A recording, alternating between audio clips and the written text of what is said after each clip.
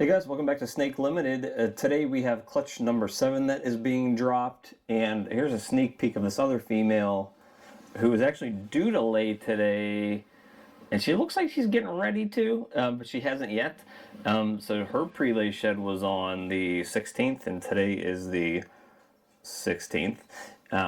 So she should be laying here. This other female, her pre-lay shed was the 17th, so she was actually a day behind, but she's actually here laying eggs, and I think she's almost done getting this last one out. I think there are 6 eggs in here now. So what she is, she's a double het Ultramel albino, and hopefully both of those genetics were correct, and I bred her to my Ultramel OD Leopard Firefly male from Aussie, who's also 100% het pied. This guy got most of the early work for me this season, and let me get him out of here and show you to him. He was a huge pickup for me last year, and I'm sure you can see why here. This is really one of the coolest Ultramel combos that I have seen, so he's getting a lot of work.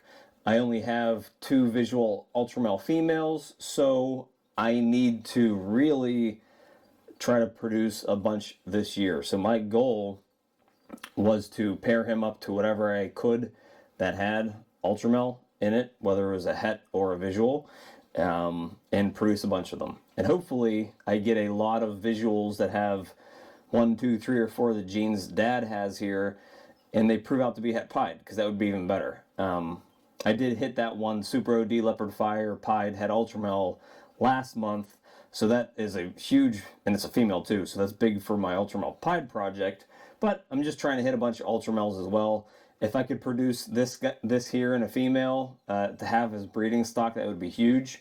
So that's kind of my goal here with all of these clutches that I am producing with this male. Now, in this video, I wanted to show you kind of how I log my information when I'm using Husbandry.Pro to log, everything we have here. So these tags that you set up for all your females, if it'll focus there, hopefully, I don't know. It has the QR code, it has the name ID, and all the other genetics and stuff. I'll show you how I scan this QR code, I hope that's focusing, and put the information in, like the clutch, the parents, the due date, all the viable eggs, etc.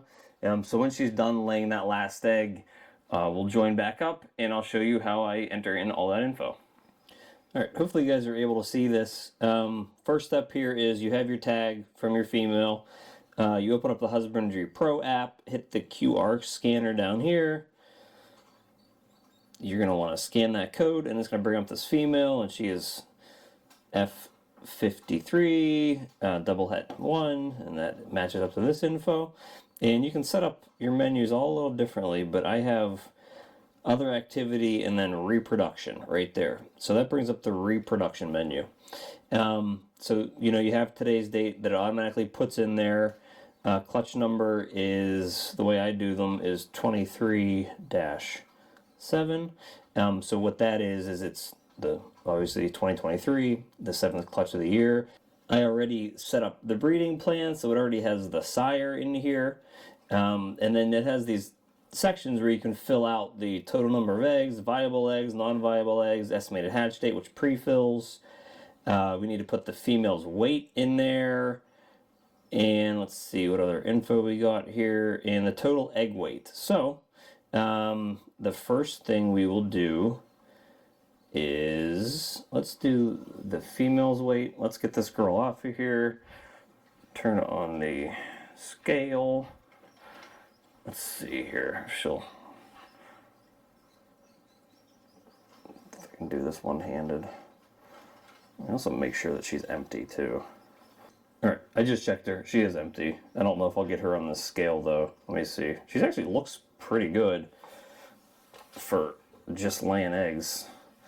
But she's gonna fight me, and she's not gonna get on the scale.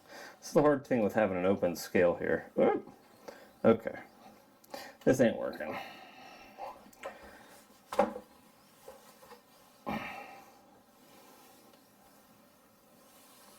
Okay, well, that wasn't working. She will not sit still. She's about 1,700 grams, and I'm not going to fight her anymore.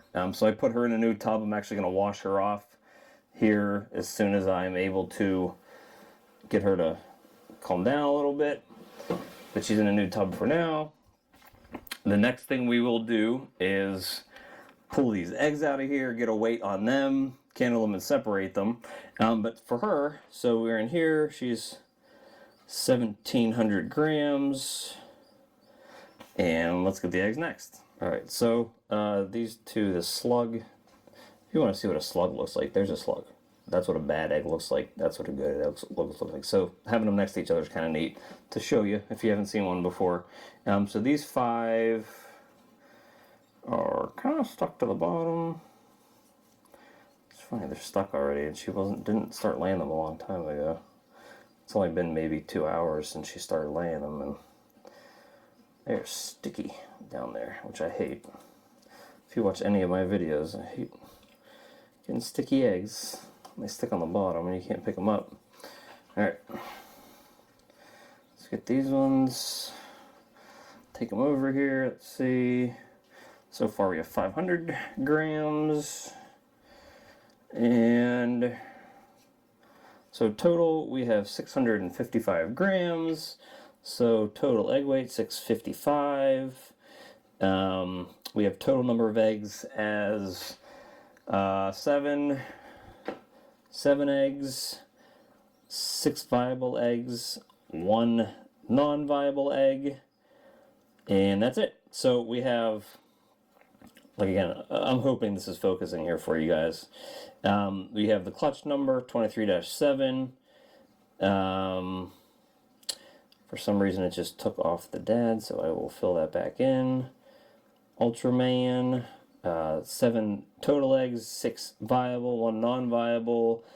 Estimated hatch date, 56 days till hatch. 1,700 gram female, 655 gram eggs. And that's really how simple it is to put that info into Husbandry.Pro.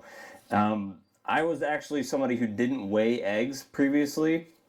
I always weighed females before they laid eggs because I wanted to know what their weight was so that I didn't start breeding them again too quickly.